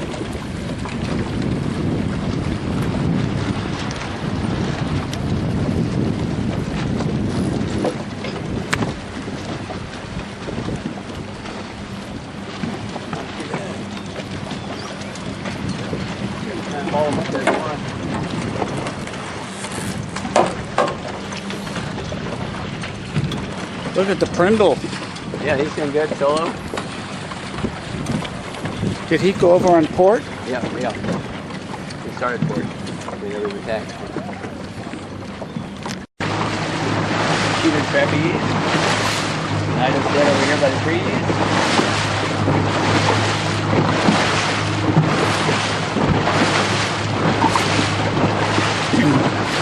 All headed for the weather mark.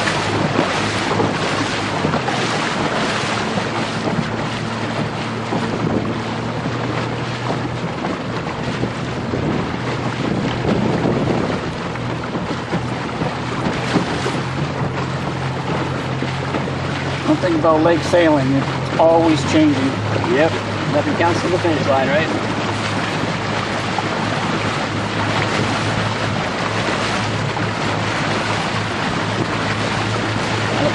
Everybody's taking the turns here. Yep.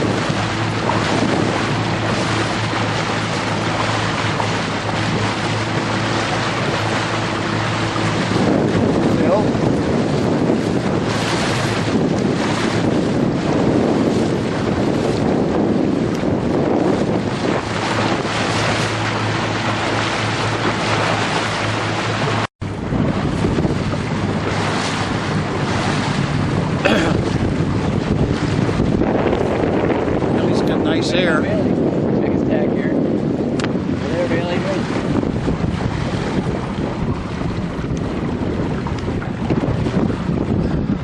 There you go. That's a pretty good tack, wasn't it?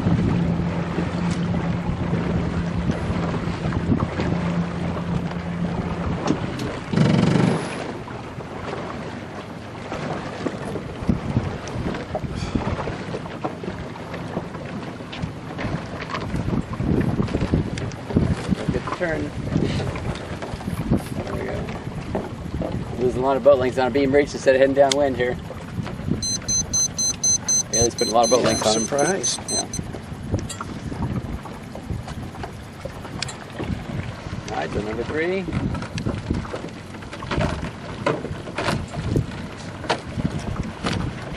Rick Harper. There goes Rick. Yep.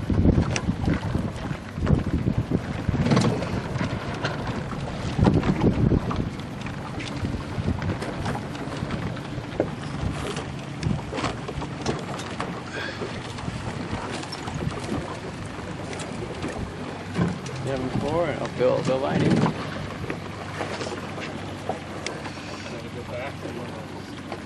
Yeah, I guess we go back to finish. Follow him, yeah.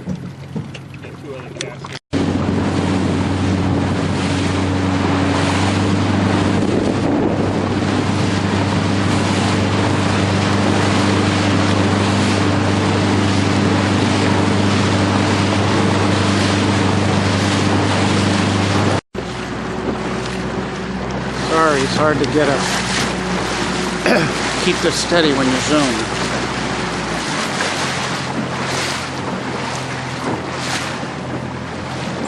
C22 is right here. Okay.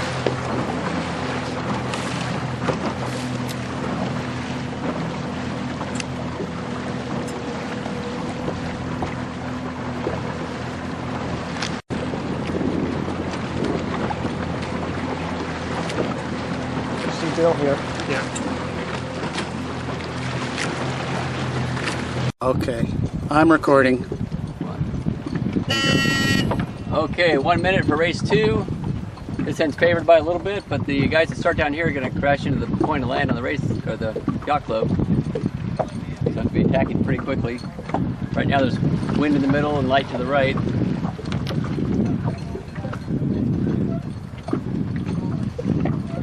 "40 seconds. Ooh, they're going to have to stall that first boat. I like Nigel 341. He's kind of controlling the fleet. He can put his bow down and hit this thing with speed if he wants to. Everybody else is kind of stuck way too early on the line, so it's impossible for them to go very fast. Brindle's obviously way too early. He's over early, 25 seconds to go. Nigel's getting close to the line. He's got a lot of line to use up to reach down here. So anyway, 15 seconds. There we go, that's Nigel. Pivot and speed. He's going to rocket out of here. 8, 7, 6, 5, 4, 3, 2, 1. Bingo! Woo! Big difference in speed. One full speed and the rest of the place is 0 or half speed. A lot of boat length tanking up right here. 74's got a good controlling position. Bailey was obviously late. How about this? First tack for Nigel off the beach. He's clearing the fleet easy on port tack. Okay, all clear.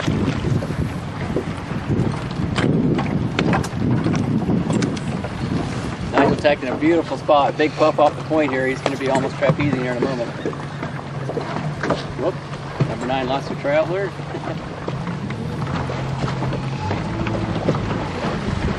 Got some nice breeze in here too. Really nice breeze. Yeah.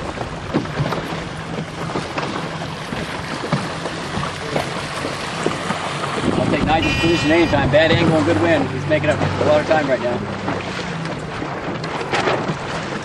Bailey's out on the wire, just barely for Bailey.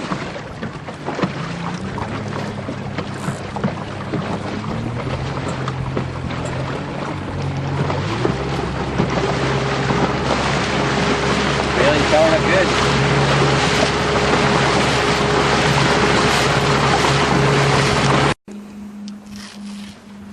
Here comes Nigel at the first mark. It really shows what a pin end start and getting the first puff off the starting line can do. He really controlled the fleet this whole race. Let's watch his tack here.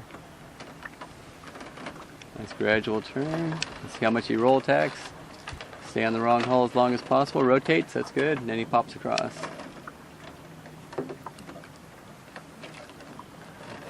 He's got his low weight a little bit too far back, but he's still steering good. At least he's heading downwind nicely. There he goes. All the telltales are flowing on the leeward side. It's Bailey. Bailey's number 2, tacking now. Let's watch his roll tack. Gradually turning sharper and sharper, which is fine. Pop the main across.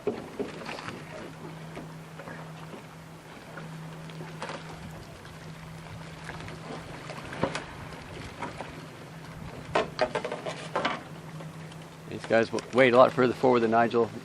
Weight-wise, he's doing a better job than Nigel. But his leeward telltales were all stalled. Now he finally let the traveler out, so that was a sail with no power there for a few boat lengths.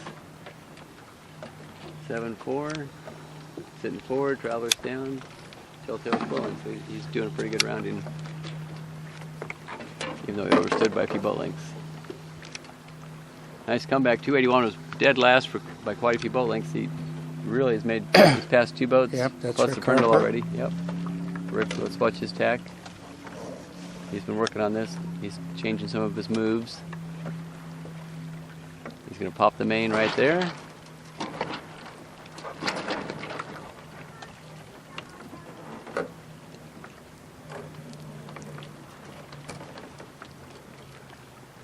Upper leeward telltales are all stalled. There he goes. Now he's letting it out.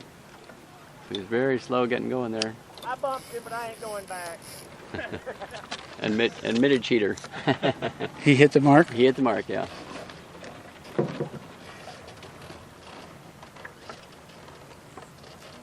So this is ridiculous. He's got the Traveler in the center and he's 5 boat lengths past the mark. So he's really losing a lot on his rounding besides hitting the mark. Yeah, other than that, yeah, Mrs. right, Lincoln. Yeah, right. Got it.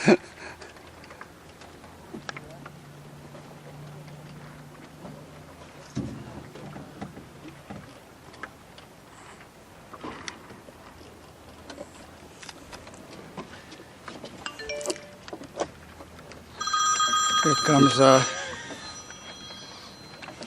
Bill Bining, number 9. It's got an unusual look from this angle. The twist in the main is kind of a straight line from the clue up to the A, but then it has like reverse twist the whole top half. In other words, the top of the sail with that square top is hooking way to windward. It's a very unnatural shape compared to what it should be for the wind.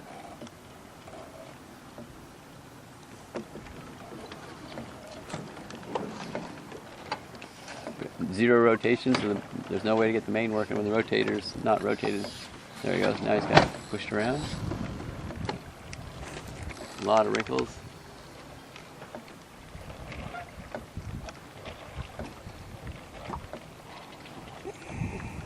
And now we got the Prindle Knight.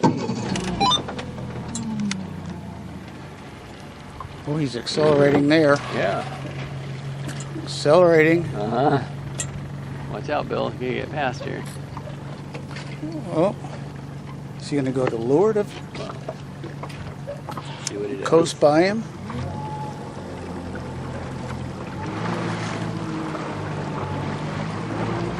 Yep, he's going to go leeward.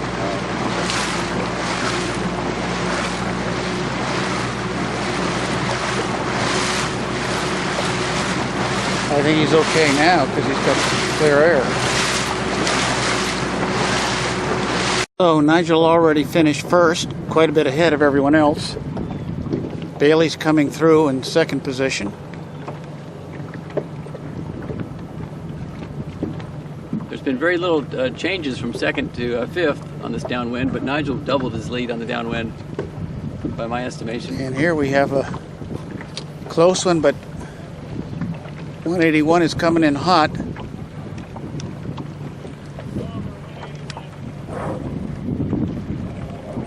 Ooh. Guess 74. Yep. Beat Rick.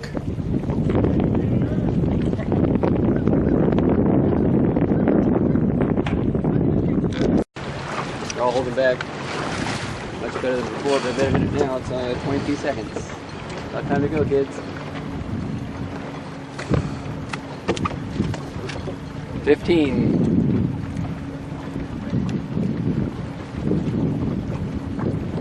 8. They're all late, except for Nigel.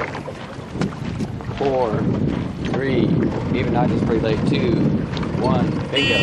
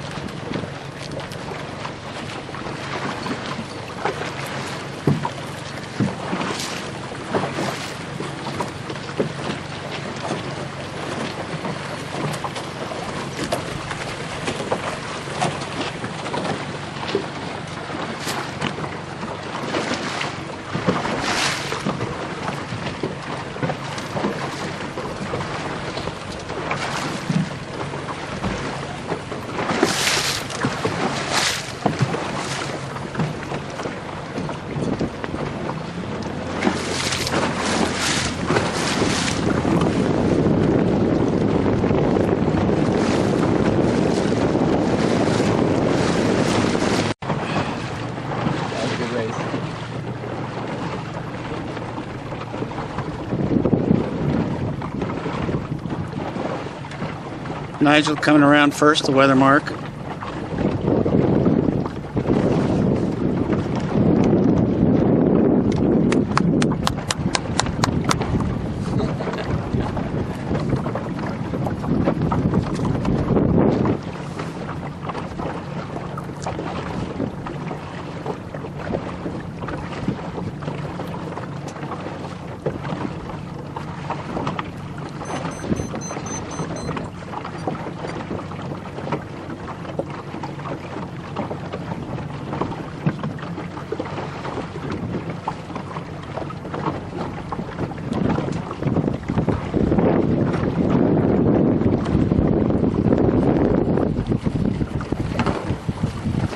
He forgot to rotate his mast, so the main's totally stalled. He did the trial for the main sheet right, but you gotta do the mast first. Not last.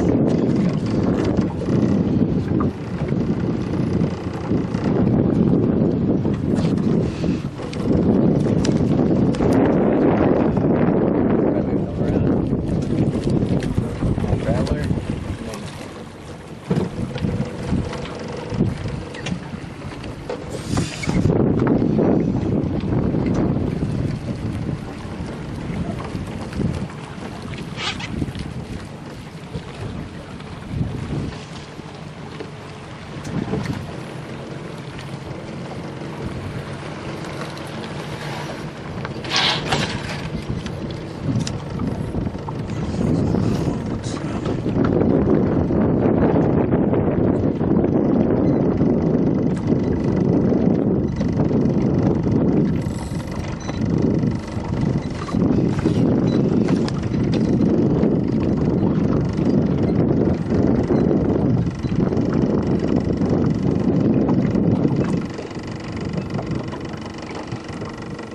Comes Bill. Bill lining, yep. Basically went the wrong way upwind. There's no wind on the right side of the course, so he paid his dues here. But let's watch this roll around. And all telltales are already stalled. So he's got to rotate and ease everything out. So the main is totally dead here. We're looking at a fully stalled sail. No telltales are flowing. It's going to get smoked here. Dead telltales means no speed. Number 9 just has no flow over the sails. Rick Harper Just smoke cut him off. Yeah.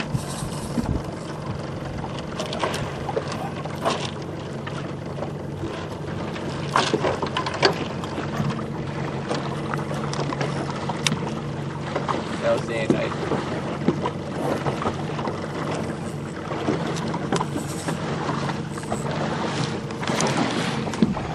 Bailey won that race. We're just coming back from the mark, so we're a little late getting down here.